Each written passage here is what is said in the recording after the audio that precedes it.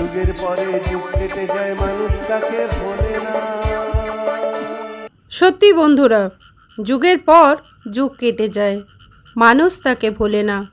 আর তিনি হলেন আমাদের হাসির রাজা গোপাল ভাঁড়। নমস্কার বন্ধুরা, আজকের গল্প গোপাল পড়ল ভূতের পাল্লায়। সাথে থাকো আর শুনতে থাকো। আজ থেকে অনেক বছর আগের কথা। গোপাল ও নেপালের মধ্যে ভালো বন্ধুত্ব ছিল। তারা ছিল বড়ই গরিব। চুল কাটার পাশাপাশি গোপাল তার বন্ধু নেপালের সাথে মিলিত হয়ে তারা দুজনে মিলে ফাঁদ পেতে বনমোরগ ধরত, শামুক ঝিনুক কাঁকড়া ধরে জীবিকা নির্বাহ করত। তখনও গোপাল মহারাজা কৃষ্ণচন্দ্রের রাজসভায় নিযুক্ত হয়নি। গোপাল তার বন্ধু নেপালের সাথে মিলিত হয়ে প্রায় 9-10 দিনের খোরাকি নিয়ে গভীর জঙ্গলে চলে যেত। সেখানে গিয়ে বনমোরগ, শামুক, ঝিনুক, কাঁকড়া, কচ্ছপ যা পেত ধরে নিয়ে বাড়ি চলে আসতো। এরপর বাড়ি এসে তারা কিছু বিক্রি করত আর কিছু নিজেরা রান্না বান্না করে খেত। এভাবে তাদের দিন অনেক দুঃখে কাটছিল। একদিন তারা দুই বন্ধু মিলে জঙ্গল থেকে বাড়ি ফিরছিল। জঙ্গলে জঙ্গলে দিন রাত কাটাতে নেপাল ও গোপালের খুব কষ্ট হতো।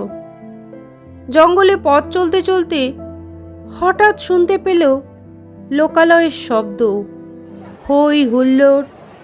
তক্ষুনি নেপাল চট করে একটি উঁচু গাছের ডগায় উঠে চারিদিকে দেখল।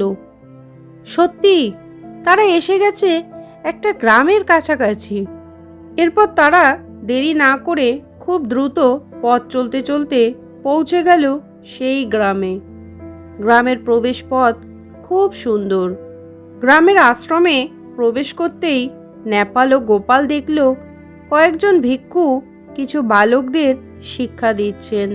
এরপর গোপাল একটু এগিয়ে বয়স্ক এক ভিক্ষুকের কাছে গিয়ে বললে, প্রণাম গুরুদেব, আমরা অনেক দূর থেকে আসছি, বড়ই ক্লান্ত।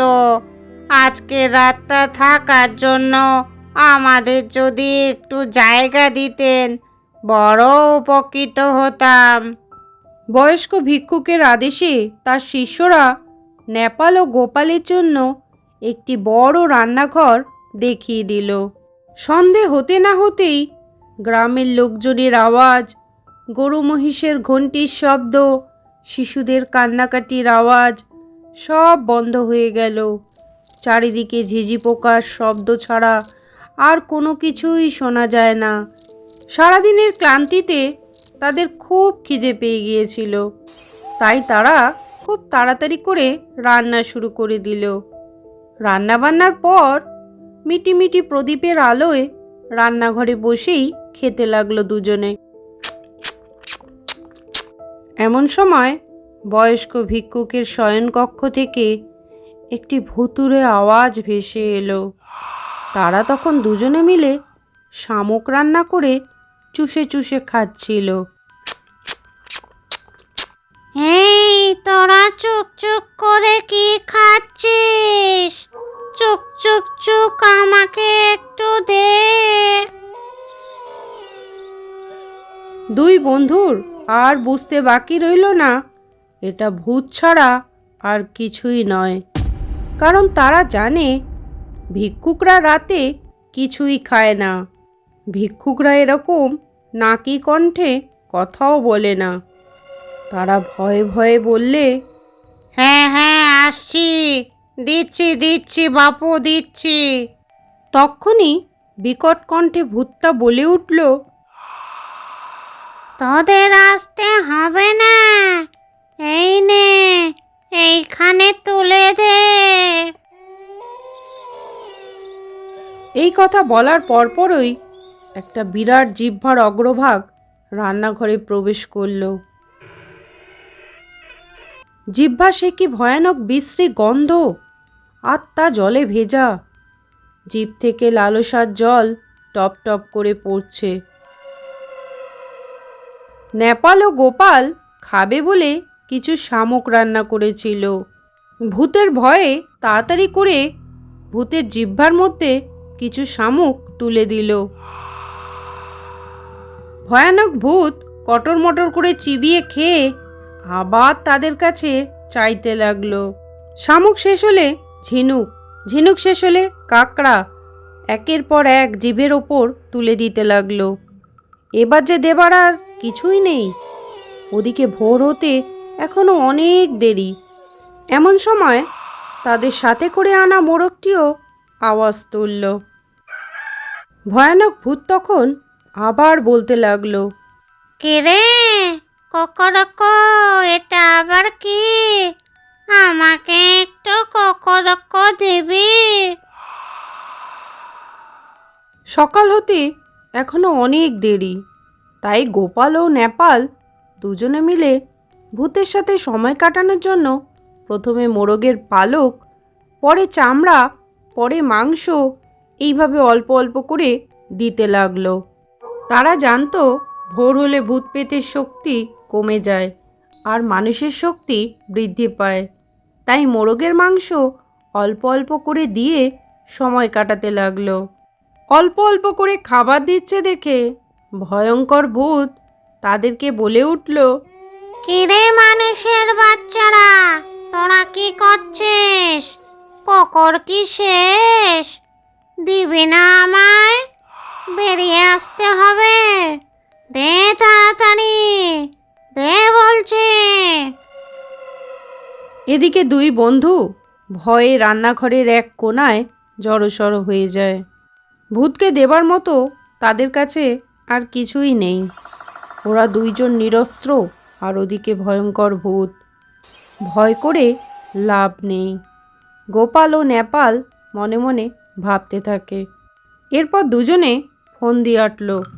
গোপাল নেপালকে বললে, শোন নেপাল, যদি ভূতের সাথে লড়তেই হয় তাহলে একসঙ্গে দুজনে লড়বো না, পালা করে লড়বো। ঠিক তখনই আবার ভূতের শাসানি শুরু হয়ে যায়। কে রে মানুষের বাচ্চারা, দে দে আমাকে কিছু খেতে দে, নইলে ভালো হবে না বলছি। এবার তারা দুজনেই ভূতের সাথে লড়বার জন্য প্রস্তুত হয়েছিল। প্রথমে গোপাল তৈরি হয়ে রইল, আর এদিকে নেপাল এক কোণে নীরব দর্শক হয়ে দাঁড়িয়ে রইল। এরপর নেপাল ও গোপাল দুজনে মিলে ভূতকে বললে, তবে আয় বেটা, তোর একদিন কি আমাদের একদিন। এই কথা বলা মাত্রই ভিক্ষুকের শয়নকক্ষ থেকে কি যেন কালো বিরাট একটা কাঠের গুঁড়ির মতো গড়িয়ে আসলো রান্নাঘরের দিকে। ভয়ানক বিচ্ছিরি বিভৎস এক ভূত। চোখ দুটো আগুনের গোলার মতো জ্বলজ্বল করছে। প্রথমে গোপাল ভূতের সাথে কুস্তি লড়তে গেল। ভূতের সাথে লড়াই করতে করতে গোপাল ক্লান্ত হয়ে নেপালকে বললে, বন্ধু বাঁচাও, আর পাচ্ছি না, আমি ক্লান্ত হয়ে গেছি। চট করে নেপাল দৌড়ে এসে গোপালকে ছাড়িয়ে ভূতের সাথে সে কুস্তি লড়তে লাগলো। এই ফাঁকে গোপাল বিশ্রাম করে নিল। ঠান্ডা জল দিয়ে হাত মুখ ধুয়ে তাজা হয়ে নিল, সাথে কিছুটা জল খেয়ে নিল। এরপর নেপাল ক্লান্ত হয়ে চিৎকার করতে লাগলো, বন্ধু গোপাল বাঁচাও, আর পাচ্ছি না, আমি ক্লান্ত হয়ে গেছি। চট করে গোপাল তখন নেপালকে ছাড়িয়ে ভূতের সাথে কুস্তি লড়তে শুরু করলো। এইভাবে পালাক্রমে চলল লড়াই। এতে দুই বন্ধুর কেউই ক্লান্ত হলো না। ওদিকে ভোর যত হতে লাগলো, একাকী ভূত ক্লান্ত হতে লাগলো, শক্তি কমে যেতে লাগলো। এক পর্যায়ে ভূত হাঁপাতে হাঁপাতে বললে, ওরে আমায় ছেড়ে দে তোরা, আমায় মাফ কর ভাই। তোর মাপ নেই, তুই আমাদের সব খেয়েছিস আর আমাদের খুব ভয় দেখিয়েছিস, এবার তোর রক্ষা নেই। এই বলে গোপাল ভূতের মাথা বগলে চেপে ধরে একের পর এক ঘুষি মারতে থাকে। অবশেষে ভূত বললে, ওরে, আমাকে তোরা ছেড়ে দে, আমি তোদের একটা সোনার পাতিল আর একটা রূপোর পাতিল দেব। ওই দূরে গাছটার নিচে পোতা আছে। গোপাল তখন নেপালকে বললে, যা তো নেপাল, গিয়ে দেখে আয় তো সত্যি না মিথ্যে। নেপাল ছুটতে গিয়ে দেখে এসে গোপালকে বললে, হ্যাঁ বন্ধু, একদম ঠিক, ছেড়ে দে বেটাকে। তখন সূর্য উঠতে শুরু করেছে। ভূত তাকে ছেড়ে দিল। দূরে গাছের গোড়া থেকে সোনার উপর পাতিলগুলো তুলে নিল। দুই বন্ধু মিলে বাড়ি ফিরে গেল। সোনা ও রূপোর পাতিল বিক্রি করে তারা বেশ বড়লোক হয়ে গেল। নেপাল ও গোপালের দুঃখের অবসান হলো। ছোট্ট একটি গল্প এই পর্যন্ত শোনার জন্য আপনাকে জানাই অসংখ্য ধন্যবাদ। গল্পটি ভালো লাগলে লাইক, কমেন্ট, শেয়ার এবং সাবস্ক্রাইব করে আমার পাশে থাকবেন।